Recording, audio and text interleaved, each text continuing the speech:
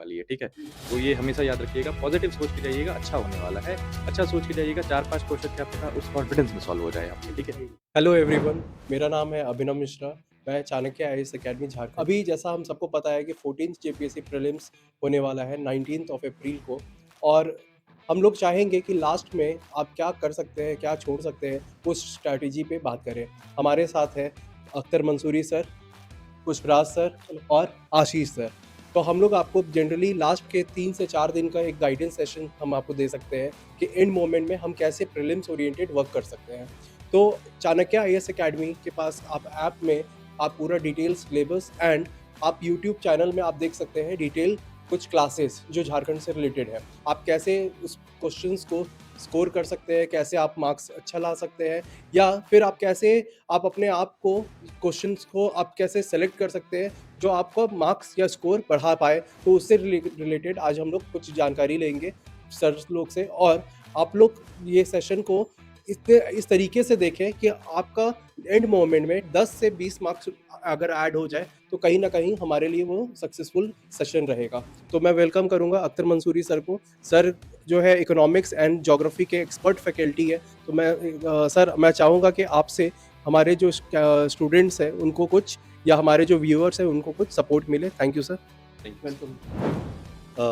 सबसे पहले तो सारे स्टूडेंट्स जो हमारे स्टूडेंट्स हैं और जो बाहर के भी स्टूडेंट्स अभी हमारे साथ जुड़ेंगे, उन सभी को बहुत सारी शुभकामनाएँ। आपका एग्ज़ाम बहुत नज़दीक आ चुका है, तो हम एक्सपेक्ट करते हैं कि आप पूरी तरह से तैयार होंगे। अब टाइम क्योंकि इतना ज़्यादा तो बचा नहीं है, अब सिर्फ 3 दिन ही है आपके पास, तो थोड़ा-सा शांत रहिए, काम रहिए और अपनी जो तैयारी है, उसी को एक फाइनल रिवीज़न देने की कोशिश कीजिए। तो इस टाइम पर सबसे अच्छी स्ट्रैटेजी ये है कि आप सेलेक्टिव रहिए। आपने इन दिनों देखा ही होगा, प्रीवियस पेपर एनालिसिस किया होगा, आपके जो टीचर्स हैं उन्होंने आपको गाइड किया होगा ये, और आपके पास इनफ मटेरियल भी होना चाहिए। तो हम उम्मीद करते हैं कि आपने ठीक-ठाक सी प्रिपरेशन कर रखी है। लेकिन ये फाइनल रिवीजन बहुत डिसाइसिव होता है आपके सिलेक्शन के लिए। तो देखिए, मैं स्पेशली बात करूँगा इकोनॉमिक्स और ज्योग्राफी के लिए। इकोनॉमिक्स एक ऐसा सेक्शन है जो अक्सर स्टूडेंट्स थोड़ा-सा या तो इसमें वीक होते हैं या तो उसको वो थोड़ा-सा अवॉइड करके चल रहे होते हैं। लेकिन यहाँ पर अगर हम इस सब्जेक्ट को थोड़ा भी छोड़ते हैं, तो ये हमारा जो चांस है सिलेक्शन का, उसको थोड़ा-सा कम करने का काम कर रहा होता है। तो हम क्या करेंगे? हम सिलेबस को बिल्कुल अच्छी तरह से फॉलो करेंगे। अगर आपने सिलेबस देखा ही होगा, ज़ाहिर-सी बात है, आप प्रिपरेशन कर रहे हैं तो आपने देखा होगा कि 10 क्वेश्चन्स का इकोनॉमिक्स का सिलेबस है, जिसमें इंडियन इकोनॉमी एंड इश्यूज़, उसके अलावा सस्टेनेबल डेवलपमेंट एंड इश्यूज और ग्लोबलाइजेशन और इकोनॉमिक रिफॉर्म, ये 3 सेगमेंट्स बिल्कुल क्लियरली मेंशन है। ये अब टाइम आ गया है कि आप पूरे सिलेबस, जो आप एक इंडियन इकोनॉमी का सिलेबस पढ़ रहे होते हैं वाइडर पर्सपेक्टिव में, वहाँ पर जाने की बजाय आप फोकस करें कि प्रीलिम्स के सिलेबस में जो 3 लाइनें लिखी हुई हैं, इन्हीं पे आप ध्यान दें। अब जैसे इंडियन इकोनॉमी है, ज़ाहिर-सी बात है कि इसमें आपको झारखंड का भी इकोनॉमिक पर्सपेक्टिव लेकर के चलना है। तो जो लेटेस्ट बजट है, उसकी कुछ स्कीम्स आप देख लीजिएगा। उसके अलावा जो ग्रोथ रेट इकोनॉमिक सर्वे में प्रेडिक्ट किया गया है आने वाले साल के लिए, और पिछले फाइनेंशियल ईयर में क्या फाइनल ग्रोथ रेट रही है, नेशन की भी, पूरी कंट्री का भी देखिए, और उसके अलावा झारखंड का स्पेसिफिक जो जीएसडीपी रेट है, उसको भी देखिए। इसमें सेक्शन वाइज सेक्टोरल जो कंट्रीब्यूशन है, उस पर भी थोड़ा-सा फोकस कीजिए। तो इस तरह से आपके पास 4-5 डेटा जो है वो कलेक्ट हो जाएँगे, और इन डेटा को आपको थोड़ा-सा याद रखने की कोशिश करनी है। प्रीवियस ईयर पेपर्स अगर हम देखें, तो पिछली 3 एग्ज़ाम्स में जेपीएससी ने जो पूछा है, वो सस्टेनेबल डेवलपमेंट से रिलेटेड क्वेश्चंस बहुत बेसिक लेवल पर हैं, बट पूछे गए हैं। ये कॉन्सेप्ट पे अभी भी बहुत सारा स्कोप है, तो इस कॉन्सेप्ट को भी बढ़िया शुरू से लेकर के लास्ट तक एक बार आप रीड करके जाइए। चांसेस है कि कुछ छोटे-छोटे से क्वेश्चन, ईज़ी क्वेश्चंस जो हैं वो इसमें से मिलेंगे, और इकोनॉमिक रिफॉर्म्स, 5 ईयर प्लान्स का डेवलपमेंट, ये सारी चीज़ें भी आपको देख कर के जाना है। बहुत बेसिक क्वेश्चंस आते हैं, आपने देखा होगा पिछले सालों में इकोनॉमिक्स से बहुत डिफिकल्ट क्वेश्चन नहीं पूछे गए हैं। ईज़ी टू मॉडरेट है, बेसिकली ईज़ी है। इसी तरह से ज्योग्राफी भी आप देखोगे तो बेसिक फैक्चुअल जो पोर्शन है, उसको ज़्यादा कवर किया गया है। तो आप कोशिश करें कि इस दौरान आप बेहतर तरीके से सिर्फ एक सेलेक्टिव रिवीजन करने पर ध्यान दें। अब क्योंकि टाइम बहुत कम है और आपके पास सारे सब्जेक्ट हैं, तो कोशिश ये भी कीजिए कि आप सारे सब्जेक्ट की एक प्रॉपर स्ट्रैटेजी से बहुत सेलेक्टिव होकर के तैयारी करने की कोशिश करेंगे, तो बहुत अच्छे से एग्जाम हो जाएगा। दूसरी बात, ये सब्जेक्ट देखने में कठिन लगते हैं, इनको कठिन मान करके अगर आप इस टाइम पर छोड़ेंगे, तो एग्जाम में आप जो दूसरे स्टूडेंट्स या दूसरे कैंडिडेट से compete करके आगे बढ़ना चाह रहे हैं, वहाँ पर थोड़ी-सी दिक्कत आएगी। तो इनको बहुत ध्यान से आप पढ़िए, बट सेलेक्टिव रहिए। यही मैं आपको सजेशन देना चाहूँगा लास्ट मोमेंट पर। और अन्य विषयों के लिए भी हमारे पास एक्सपर्ट टीचर्स हैं, तो उनसे हम बात करते हैं। सर। सर क्या आपके अकॉर्डिंग लास्ट में टोटल पेपर को रिवीजन करना चाहिए या फिर हमें स्किप नहीं, करना नहीं, चाहिए? बिल्कुल, बिल्कुल सेलेक्टिव होना चाहिए, पूरा पेपर रिवीजन करने की ज़रूरत नहीं। इस टाइम तक स्टूडेंट्स आने के बाद अब समझ चुके होते हैं कि उनका कौन-सा पोर्शन स्ट्रॉन्ग है और कौन-सा जी, वीक है। जी, तो अब उनको ये देख और ये भी समझ चुके होते हैं कि पेपर में किस एरिया को ज़्यादा फोकस किया जा रहा है। करेक्ट। ये पूरा जो लास्ट मोमेंट है, ये पूरा स्ट्रैटेजिक है। जितनी प्रॉपर स्ट्रैटेजी के साथ बच्चे अब प्रिपेयर करेंगे लास्ट के दिनों में, जी, उतने ज़्यादा चांसेस होंगे उनके सेलेक्ट होने के। तो जी। पूरा उन्होंने भले ही 1 साल, 2 साल जो भी हुँ, मेहनत की, हुँ, हुँ, वो सारी मेहनत एक तरफ है, लेकिन जी। ये लास्ट के जो 3 दिन हुँ, ये बहुत डिसाइसिव हो गया। तो करेक्ट अभी तो सेलेक्टिव रहना चाहिए बच्चों को। जी। और सर क्या लास्ट डे तक पढ़ना चाहिए? लास्ट डे तक वैसे क्योंकि थोड़ी सर बहुत अगर 19th को एग्ज़ाम है तो कई बच्चे या कई स्टूडेंट सर 18th को लेट नाइट तक पढ़ते हैं, नहीं, सोते नहीं, नहीं ऐसा हैं। ऐसा बिल्कुल नहीं करना चाहिए। 17 को ही अपनी पढ़ाई जो है वो ऑलमोस्ट क्लोज़ कर देना चाहिए जी। और जो चीज़ रह गई है, तो बच्चे ये ना सोचें सर कि हम ऐसा तो लगता है कि कभी कुछ बिल्कुल, सिलेबस बिल्कुल, कंप्लीट हाँ, हुआ ही नहीं है। बिल्कुल। ये तो एक जैसे-जैसे एग्ज़ाम प्रेशर बढ़ता जाता है, वैसे-वैसे बच्चों को ये फ़ील होने लगता है कि हमको तो कुछ ये नहीं याद आ रहा है, फिर हमने कुछ पढ़ा ही नहीं है। लेकिन आप यकीन कीजिए कि आपने साल, 2 साल जब भी आप तैयारी कर रहे हैं जब से, आपने बहुत कुछ पढ़ा है और दिमाग में आपके सारे फैक्ट्स, सारी इन्फॉर्मेशन बिल्कुल वैसी की वैसी है। बस ये है कि इस टाइम पर सारे सब्जेक्ट्स पढ़ने की वजह से थोड़ी हौच-पौच हो जाता है। जी, तो बच्चों को एक फ़ील आता है कि अरे कुछ भी रिकॉल नहीं हो रहा है। बट जैसे ही क्वेश्चन आपके सामने आता है, माइंड जो है वो आंसर डिलीवर करने लगता है, तो बहुत ईज़ी होता है और ये सबके साथ होता है। जी, बट फिर भी 18 तारीख तक ना पढ़ें, 17 की रात अपनी स्टडीज़ को क्लोज़ कर दें। 18 को अगर आपको थोड़ा बहुत देखना है, तो थोड़ा-सा करंट अफेयर्स, थोड़ी कहीं पर लग रहा हो कि अरे ये टॉपिक थोड़ा मिस हो रहा है, तो एक बार नज़र डाल लीजिए जी। और वो भी शाम 4-5 बजे तक आप उसको फिनिश कर दीजिए, फिर आराम कीजिए, मन को शांत कीजिए क्योंकि अगले दिन बहुत एक्टिव रहना है। तो अगर आप थक के जाएँगे तो फिर एक्टिविटी आपकी स्लो हो राइट, जाएगी। राइट। तो इस वजह से पढ़ाई को 1 दिन पहले छोड़ देना ज़्यादा समझदारी है। और सर ये भी डिपेंड करता है कि स्पेसिफिक वो दिन कैसा हमारा जा रहा है। तो बिल्कुल, अगर आप बिल्कुल। सोए नहीं हैं या हाँ, फिर आप अगर एनर्जी ट्रैवल लेवल करके सेम डाउन डे है आप आ रहे हैं, बिल्कुल, तो बिल्कुल, फिर बिल्कुल। एनर्जी लेवल भी डाउन होता है डाउन हो और आप जो जाएगा। है तो वो बहुत ज़रूरी है कि बच्चे 1 दिन पहले रिलैक्स करना रिलैक्स शुरू कर दें। जी, जी जी। सर। और सर एग्ज़ाम सेंटर क्या हमें सेम डे पहुँचना चाहिए या 1 दिन पहले पहुँच जाना बेहतर ये चाहिए? है कि 1 दिन पहले देख आएँ, ताकि जी, वो माइंड में जो टेंशन है ना एग्ज़ाम सेंटर तक पहुँचने की कि जी। कहीं मैं लेट ना हो जाऊँ, कहीं गलत सेंटर ना पहुँच जाऊँ, हाँ, ये सारी टेंशन से हमें दूर रहना है। जी, तो शाम को घूमते हुए एक बार जाकर के देख के आएँ हुँ, कि कहाँ पर सेंटर है। तो जी, इस तरह से आप फुली प्रिपेयर हो और रिलैक्स्ड हो। करेक्ट। अब सिर्फ़ आपको अपना एग्ज़ाम में एग्ज़ाम में इन्फॉर्मेशंस जो प्रिपरेशन है उसको डिलीवर करना है, जी, तो वो ज़्यादा अच्छी तरह से परफ़ॉर्म कर पाएँगे बच्चे। Right. Thank you sir. Welcome. हमारे साथ पुष्पराज सर हैं। Sir polity and Jharkhand expert और सर के द्वारा 7 टू 10 जेपीएससी में काफ़ी अच्छे स्टूडेंट्स जो है क्वालिफाई किए थे स्पेशली प्रीलिम्स पेपर। तो मैं चाहूँगा सर आप कुछ जो है स्पेशली झारखंड के लिए सर कुछ ट्रिक्स या फिर आप जो कुछ पॉइंट्स दें जो स्टूडेंट टारगेट कर पाए और क्योंकि सर झारखंड बहुत इम्पोर्टेंट भी है जी, तो सर प्लीज़ आप कुछ गाइड करें। Definitely sure. हेलो स्टूडेंट्स, मैं एक एक्सपीरियंस आपसे अपना पहले शेयर करता हूँ।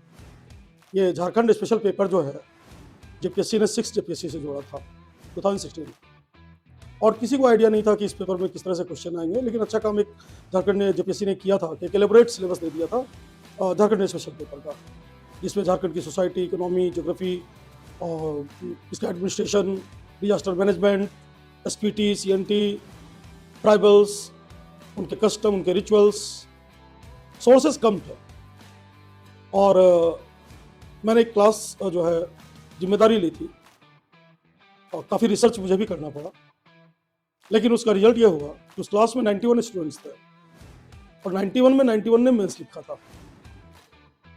इसलिए मेरा पर्सनल एक्सपीरियंस यह है इस एग्जाम में कि झारखंड स्पेशल के पेपर पे अगर आपकी अच्छी पकड़ है तो डेफिनेटली आपके चांसेस बहुत ब्राइट होते हैं। और बहुत अच्छी बात यह है कि जेपीएससी ने एक बड़ा स्पेसिफिक सिलेबस दे रखा है और शायद ही कोई क्वेश्चन अगर आपने देखा हो कि सिलेबस से बाहर होता है। टू द सिलेबस है क्वेश्चन सारे, इसलिए बहुत ज़्यादा एक्सपेरिमेंट करने की जरूरत नहीं है। जो कुछ भी अभी तक आपने पढ़ रखा है झारखंड स्पेशल के पेपर में, ट्राइब के बारे में, कस्टम के बारे में, रिचुअल्स के बारे में, मैरिजेस के बारे में, उनके एडमिनिस्ट्रेशन के बारे में, सरना सिस्टम के बारे में, परहा सिस्टम के बारे में, उन्हीं को रिवाइज कीजिए। लेकिन एक चीज़ ध्यान रखना है कि इस पेपर में, क्योंकि ये सेकेंड हाफ में पेपर होता है, फर्स्ट हाफ में आपका जीएस का पेपर होता है, हो सकता है कि जीएस का पेपर उस समय आपको लगे कि अप टू द एक्सपेक्टेशन नहीं रहा, हालांकि वो अच्छा स्कोर होगा आपका, लेकिन इन केस अगर आपको ऐसा फील हो तो उसको कैरी नहीं करना है सेकेंड पेपर तक। सेकेंड पेपर को बिल्कुल फ्रेश तरीके से शुरू करना है। इस प्री एग्जामिनेशन में सबसे डिसाइसिव रोल प्ले करता है आपकी तैयारी कितनी अच्छी है उससे ज़्यादा इंपॉर्टेंट यह है कि उस हॉल टाइम पीरियड जो आपका है 2 आवर्स का, उस समय आप किस मेंटल फ्रेम में हैं। अगर आप कॉन्फिडेंट हैं, पीसफुल आपके माइंडसेट में कंपोजर आपने मेंटेन रखा हुआ है, तो हो सकता है 4-5 क्वेश्चन आप ज़्यादा कर लेंगे। और नहीं, अगर आपने परफॉर्मेंस का प्रेशर ले रखा है तो हो सकता है कि बहुत सारे क्वेश्चन जो कि अदरवाइज आप ठीक कर सकते थे, वहाँ भी आपके डिसीजन मेकिंग में गलती हो सकती है। So this is all about maintaining your mental composure and peace, जैसा मंसूरी सर कह रहे थे कि उसका रोल बहुत डिसाइसिव होता है, और यही 5-6 क्वेश्चन आपको एस दे देगा। दूसरा जो मेरा एक सेगमेंट है वो पॉलिटी का है। पॉलिटी वाले पेपर में जो कि जीएस पेपर फर्स्ट में होगा, उसमें कई बार स्टूडेंट, अच्छे स्टूडेंट को मैंने देखा है, वो ओवर कॉन्फिडेंस में कैरिड अवे हो जाते हैं। हो सकता है 2-3 क्वेश्चन टू इजी जेपीएससी ने डाल दिया और उसमें ओवर कॉन्फिडेंस हो गया। लैंग्वेज को सही तरीके से नहीं पढ़ा, खास करके ये गलती हिंदी मीडियम वालों से होती है कि पॉलिटी के जो लैंग्वेज होते हैं उसको 2 से 3 बार रिवाइज कीजिए, उसके बाद राइट आंसर को पिक कीजिए। और जरा सा कंफ्यूजन हो क्वेश्चन की लैंग्वेज में, हिंदी मीडियम, तो तुरंत इंग्लिश वर्जन को कंसल्ट कीजिए आप, क्योंकि स्टैंडर्ड वर्जन इंग्लिश ही होता है।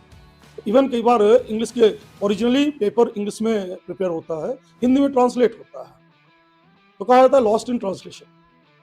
तो जरा सा भी कंफ्यूजन आपको लगे उसकी लैंग्वेज को लेकर, तो आप तुरंत इंग्लिश उसके वर्जन को कंसल्ट कीजिए। और एक और पॉइंट मैं आपसे जरूर बताना चाहूँगा, जो मेरा अपना एक्सपीरियंस है, लगातार मैं क्लासेस में इसको कहता रहा हूँ कि कई बार ऐसा होता है कि कोई इन्फॉर्मेशन आपने लास्ट 2-3 महीने से रिवाइज नहीं की थी, लेकिन वो आपके सबकॉन्शियस माइंड में होता है, और जब आप क्वेश्चन में उसको देखते हैं तो माइंड पहला स्ट्राइक करता है कि यही सही लग रहा है, लेकिन आप श्योर नहीं होते। और देखा गया है कि 80 से 90% चांस है वही आंसर सही होता है। तो अगर आप एलिमिनेट कर रहे हैं, कई बार राइट आंसर अगर नहीं मिलता है तो आप एलिमिनेशन के प्रोसेस में चले जाते हैं। तो जिस ऑप्शन के बारे में 80 to 90% का आपको स्ट्राइक करता है माइंड, उसको प्रायोरिटी देना है। और पैनिक, परफॉर्मेंस का जो प्रेशर है वो अच्छे स्टूडेंट को पैनिक बना देता है। इस समय अपने आप को एक मेंटल स्ट्रॉन्ग जो होता है, this exam not only checks your academic background और academic capacity, it examines your mental and psychological toughness as well. इसलिए मेंटली साइकोलॉजिकली बिल्कुल स्ट्रांग बने रहिए। बहुत ज़्यादा, जैसे सर ने भी कहा, कि अब कोई नई चीज़ पढ़ने की जरूरत नहीं है, जो पढ़ी हुई चीज़ें हैं उसी को रिवाइज कीजिए, उसी को रिपीट कीजिए, और बिल्कुल पीस और कंपोजर के साथ जाइए एग्जामिनेशन हॉल में। लास्ट मेरा एडवाइस ये होगा, क्वेश्चन पेपर हाथ में आए, फ्रॉम पेज 1 टू लास्ट एक रफली एक उसको स्क्रूटनी कीजिए उसके। और कई बार आप देखेंगे कि 2-3 पेजेस पे लगातार हिस्ट्री के ही क्वेश्चन है। अगर उस समय आपको लगता है कि हिस्ट्री आपका स्ट्रॉन्ग पॉइंट है, उसके बाद सेकंड प्रायोरिटी पॉलिटी आप फील कर रहे हैं, तो प्रायोरिटी सेट कीजिए।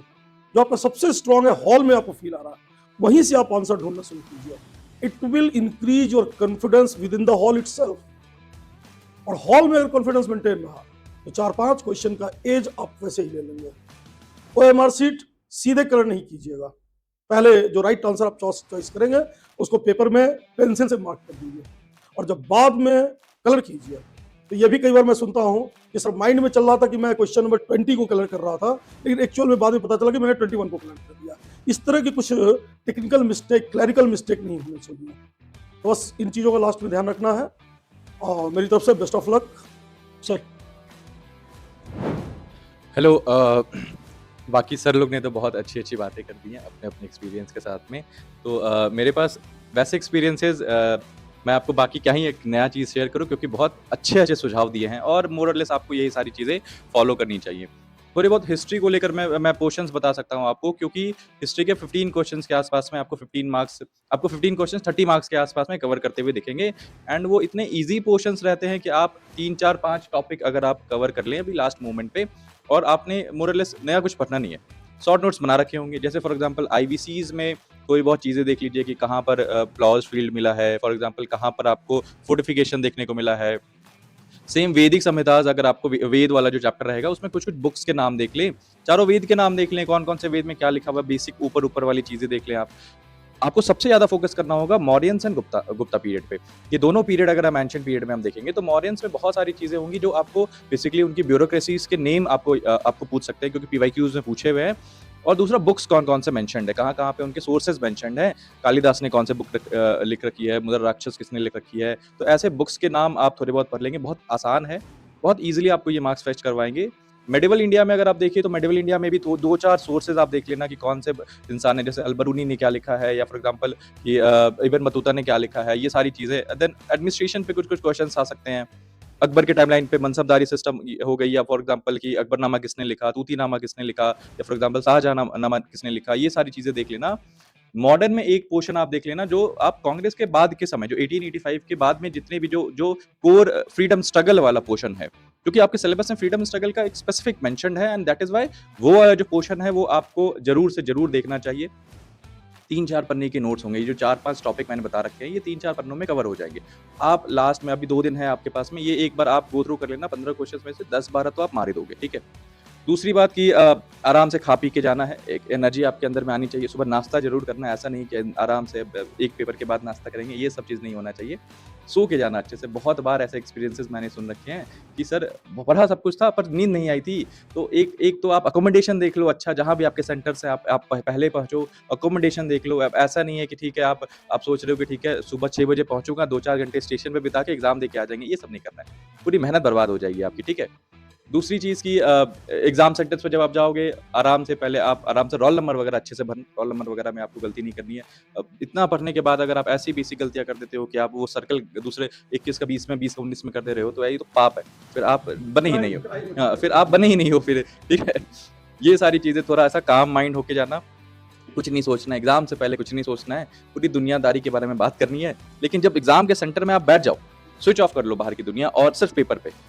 3, 4, 5 बार, कब 3 बार तो मिनिमम आपको पूरे पेपर को रिवाइज़ करना है। फॉर एग्ज़ाम्पल एक इटरेंट आपने किया, एक बार 1 टू 100 आपने कवर किया, मान के चलिए 30 क्वेश्चंस बने आपसे। तो उसके बाद आप सेकंड इटरेंट में जाओगे, फिर थर्ड इटरेंट में जाओगे, तो जो पहले वाले में क्वेश्चंस आपको लग रहे होंगे ना कि ये तो मैंने सुना ही नहीं है, तीसरे वाले में मोर और लेस आपको वो लगने लगेगा कि फ़ैमिलियरिटी दिखने लगेगी, कहीं सुना है, कहीं जाना है। बहुत पुराने-पुराने सवाल जो हैं वो आपको ऐसा ईज़ी लगने लगेंगे। 3 बार कम से कम पेपर का रिवाइज़ करना, 3 बार कम से कम 1 से 100, 1 टू 100, 1 टू 100 आपको कवर करनी हो चाहिए, ठीक है? मोर और लेस उससे भी क्वेश्चंस थोड़े बन जाते हैं, एक्स्ट्रा बन जाते हैं। बाकी ऑल द बेस्ट, और एकदम मतलब तबाही मचा के आनी है। इस बार ऐसा ऐसा फ़ील करना है आपको कि हाँ, इस बार जेपीएससी में आप ही का कुछ ना कुछ अच्छा हो रहा है, ठीक है? Thank you. Thank you so much sir. आप लोग ने लास्ट मोमेंट में अगर किसी कुछ स्टूडेंट्स के भी अगर ये सारे हमारे जो है बात सुन करके अगर फ़ायदा हो, तो डेफ़िनेटली हम ऐसे वीडियोस रेगुलर बनाते रहेंगे। और डेफ़िनेटली आप इस प्रीलिम्स के बेसिस पे आप अपने आप को जज ना करें। अच्छा जाए तब भी बहुत बढ़िया, नहीं जाए तो भी डिमोटिवेट नहीं होना है। आपको सोचना है कि 15th जेपीएससी इसके बाद हमारे पास फिर अपॉर्च्युनिटी है, और साल, डेढ़ साल, 2 साल के बाद गवर्नमेंट की तरफ से फॉर्म रेगुलर आ रहा है, तो आपको डिमोटिवेट बिल्कुल भी नहीं होना है। और अगर आप प्रीलिम्स आपको आपको अच्छा लगता है कि प्रीलिम्स मेरा अच्छा गया है, कट ऑफ मेरा निकल रहा है, तो डेफ़िनेटली आप डे 1 से आप बिल्कुल टाइम वेस्ट ना करें। उसके बाद तैयारी स्टार्ट करें। 14 जेपीएससी मेंस के लिए हम लोग स्पेसिफिक फिर बैच लॉन्च करेंगे, और आप जो है तैयारी वहाँ से ऑनलाइन या ऑफलाइन आप कर सकते हैं। और मेंस मेरे ख्याल से या हम सबके हिसाब से मेंस आंसर राइटिंग ऑफलाइन ज़्यादा बेहतर होता है, क्योंकि आपको आंसर राइटिंग लिखना होता है। और लास्ट के 3 से 4 महीना अगर आप वर्किंग भी है, या फिर आप जो है अगर टाइम नहीं भी मैनेज कर पा रहे, तो भी आप आकर सेंटर वाइज आप हमारे इतने सीनियर फैकल्टीज़ जो है हमारे साथ में, आप आ करके उनसे 1 टू 1 बिल्कुल गाइडेंस लें। Thank you so much, all the best for your prelims and good luck. Thank you so much. Sir आप लास्ट में। बिल्कुल, बिल्कुल। बिल्कुल, अब सारी बातें तो हो ही गई हैं, बस ये लास्ट यही है कि बहुत सारी शुभकामनाएँ, बहुत सारे बेस्ट विशेज़, बहुत अच्छा करके आइए और जैसा भी होगा सबसे अच्छा ही होगा, है ना? तो बिल्कुल पॉज़िटिव रहिए और अपनी परफ़ॉर्मेंस को नेक्स्ट लेवल पर ले जाइए। चलिए, thank you, all the best. मैं एक लास्ट में थोड़ा ऐसा मोटिवेट कर सकता हूँ। एक लाइन हमेशा याद रखिएगा, आपकी नीयत डिसाइड करती है आपकी नियति क्या होने वाली है, ठीक है? तो ये हमेशा याद रखिएगा, पॉज़िटिव सोच के जाइएगा, अच्छा होने वाला है। अच्छा सोच के जाइएगा, 4-5 क्वेश्चन क्या पता उस कॉन्फिडेंस में सॉल्व हो जाए आपके, ठीक है? Thank you, best of luck. आप सिविल सर्वेंट बनने के लिए ही आए हैं इस दुनिया में, बस यही भाव रखिए मन में। Best of luck.